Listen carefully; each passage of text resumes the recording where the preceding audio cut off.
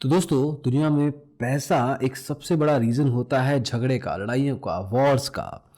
अगर हम stock market की दुनिया की बात करें तो वहाँ पे भी बहुत सारी एंटिटीज़ हैं जहाँ पे कुछ ना कुछ पशुपेश चलते रहते हैं, लड़ाइयाँ चलती रहती हैं, कोल्ड वॉर्स चलती रहती हैं। आज इस वीडियो में हालांकि बात हम स्टॉक मार्केट न्यूज़ की करेंगे, लेकिन उसमें कुछ ऐसी फाइट्स होंगी, ऐसे वॉर्स होंगी जो कहीं ना कहीं पैसे से रिलेटेड हैं। इसमें सेबी है, एक्सचेंज है, इसमें ब्रोकर भी है, इसमें क्रिप्टो करेंसी के कंपनीज भी हैं। एक तरीके से मल्टी डायमेंशनल फाइट्स होंगी। क्या है सारी डिटेल्स इस वीडियो में देखने की कोशिश करेंगे, तो आइए शुरू करते हैं।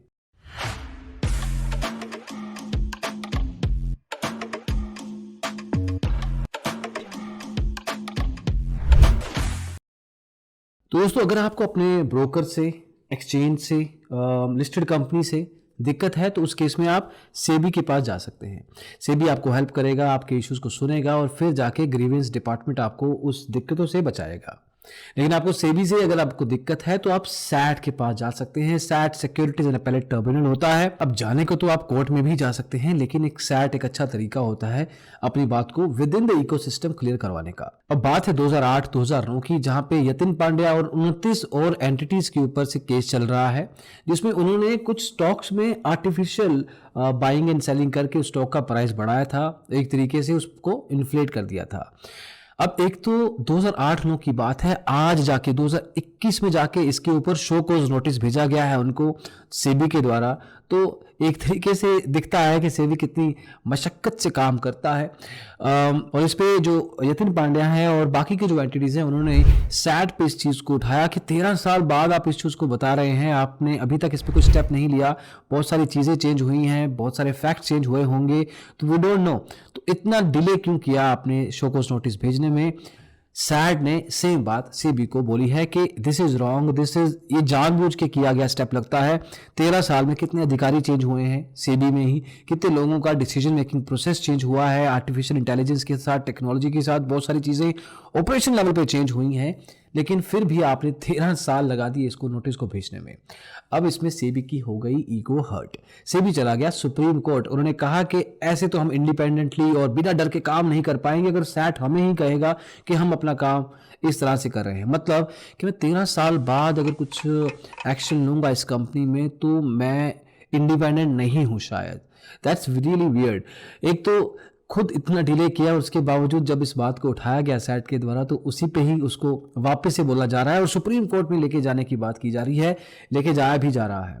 27 जनवरी को सैट ने कहा है कि जो सेबी के ऑफिशियल हैं इस चीज़ को देख रहे हैं वो आए हमारे सामने और हमें बताएं कि आपने शो कोज नोटिस को भेजने में इतना देर क्यों लगाया है। अब ये कुछ कोल्ड वॉर्स हैं जो एक तरीके से सैट और सेबी के बीच में चल रही हैं, और एज ऑफ नाउ ये जो पांड्या जी हैं जिन्होंने इस दिक्कत को 13 साल के बाद, एक वनवास के बाद दोबारा देखने की डायरेक्शन में जा रहे हैं। वी डोंट नो कि उनके साथ क्या होगा, लेकिन this is something which is really weird. अब वियर्ड से याद आया क्रिप्टो करेंसी। क्रिप्टो करेंसी एक अच्छा सेगमेंट है अगर रिस्क टेकिंग एबिलिटीज हैं आपके पास, लेकिन एज ऑफ नाउ वजीर एक्स जो एक एक्सचेंज है क्रिप्टो करेंसी का, भारत में मुंबई बेस्ड ये कंपनी है, उसके ऊपर केस चल रहा है जीएसटी डिपार्टमेंट के द्वारा, जिसमें जीएसटी डिपार्टमेंट का कहना है कि ये टैक्स, अच्छा खासा टैक्स जो जीएसटी टैक्स है उसको इवेड कर रहे हैं। अब देखिए वजीर एक्स के पास दो तरीके हैं पैसे कमाने के, या तो आप उसमें बाइंग एंड सेलिंग करके वो कमीशन कमाते हैं 0.2%, या वजीर एक्स कॉइन्स को आप बाइंग एंड सेलिंग उसके थ्रू भी कर सकते हैं। वो भी करेंसी है, इंटरनल करेंसी वजीर एक्स एक्सचेंज की, उसमें वो 0.1% का टैक्स लेते हैं या एक तरीके से कमीशन लेते हैं। अब एज पर जीएसटी डिपार्टमेंट इसके ऊपर तो डेफिनेटली जीएसटी भरा जा रहा है, लेकिन इस पर्टिकुलर पॉइंट पे वजीर एक्स नहीं दे रहा है, बहुत समय से नहीं दे रहा है इसको जीएसटी, और सर्टेन लेवल पे ये टैक्सेस का इवेजन है करीब 49.5 करोड़, जी हाँ करीब 50 करोड़ रुपए के टैक्स इवेजन का मामला है। क्रिप्टो करेंसी एक्सचेंज वजीर एक्स के स्पोक्स पर्सन का कहना है कि देखिए हमारी तरफ से ऐसा कुछ नहीं है, कुछ कन्फ्यूजन है शायद जीएसटी डिपार्टमेंट को, उनके फ्रेमवर्क में शायद कुछ गलती है, लेकिन हमारी तरफ से हम तो रेगुलरली टैक्स भर रहे हैं, हमारे सीए, हमारी अकाउंटिंग टीम हमारे से ये पैसा लेके जाती रही है। अभी देखते हैं क्या होता है कि क्या 50 करोड़ रुपए वजीर एक्स को देने पड़ेंगे जीएसटी डिपार्टमेंट को, साथ में कुछ फाइन भी, या इसमें कुछ नहीं निकलेगा, वो आगे चल के देखेंगे। लेकिन एज ऑफ नाउ कुछ ना कुछ पशुपेश इनमें भी चल रहा है। अब देखिए दोस्तों, स्टॉक मार्केट में बहुत सारे मार्केट एंटिटीज़ हैं, पार्टिसिपेंट्स हैं, ब्रोकर्स हैं, एक्सचेंजेस हैं, देन यू हैव डेपोजिटरीज, रेगुलेटर खुद भी तो है। अब इनमें बहुत सारा डेटा एक्सचेंज होता है। डेटा एक्सचेंज के चक्कर में एक सर्टेन लेवल पे यूज़र को, चाहे वो इंस्टीट्यूशनल हो, रिटेल हो, उसको एक ईजी फ्रेमवर्क मिलता है कि यहाँ से डेटा निकला वहाँ पे पहुँचा, वहाँ से निकला यहाँ पे पहुँचा, तो इट्स ए स्मूथ प्रोसेस। मैं अपने ब्रोकिंग ऐप के अंदर एक्सचेंज में जो कंपनीज लिस्टेड है उनको देख सकता हूँ एक फीड के थ्रू। तो एक एसटीपी, एक स्ट्रेट थ्रू प्रोसेसिंग का कॉन्सेप्ट होता है, जिसके थ्रू ये डेटा यहाँ से वहाँ मूव होता रहता है। अब इसके लिए कुछ ना कुछ पैसे देने पड़ते हैं हर एक एंटिटी को, क्योंकि ऐसे तो है नहीं कि सब कुछ फ्री फ्लो में चल रहा है। This is the paid thing. As per the reports, NSC national stock exchange ने करीब 4.87 करोड़ रुपीस का पैसा देना है सेबी को, और सेबी ने इसके ऊपर अच्छा खासा इनके ऊपर केस भी लगाया था। लेकिन अब ये केस बाहर, मार्केट्स के बाहर, मतलब रादर कोर्ट के बाहर आउट ऑफ कोर्ट सेटलमेंट में चला गया है, और ना तो हम डिनाई कर रहे हैं ना ही हम एक्सेप्ट कर रहे हैं कि हमने ये गलती की और आप हमसे 4.87 करोड़ रुपीस ले लीजिए और मामले को रफा दफा कीजिए। दिक्कत ये है दोस्तों कि as per the rule NSC को हर साल अपने इस फ्रेमवर्क के लाइसेंस को रिन्यू करवाना होता है, लेकिन इस साल रिन्यू नहीं करवाया। जब सेबी ने देखा कि रिन्यू नहीं करवाया तो उसको बोला कि बेटा आप दिखाओ पिछले कुछ सालों का रिन्यूअल के आप सर्टिफिकेट सभी सालों के लेके आओ। एनएससी को तो पता था कि इस साल नहीं करवाया है, तो पंगा हो गया। अब ये पंगे से बचने के लिए सीधा 5 करोड़ के करीब का पैसा वापस सेबी को मिल गया है।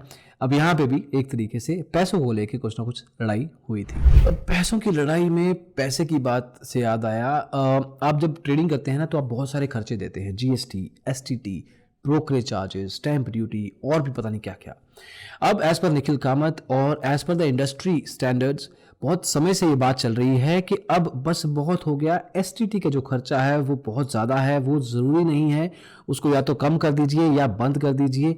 एसटीटी ग्लोबली बहुत कम होता है, मतलब इन टर्म्स कि इंडिया में एसटीटी का चार्जेस और उसके इक्विवेलेंट जो बाहर के चार्जेस होते हैं रिलेटिवली इंडिया में बहुत ज़्यादा है।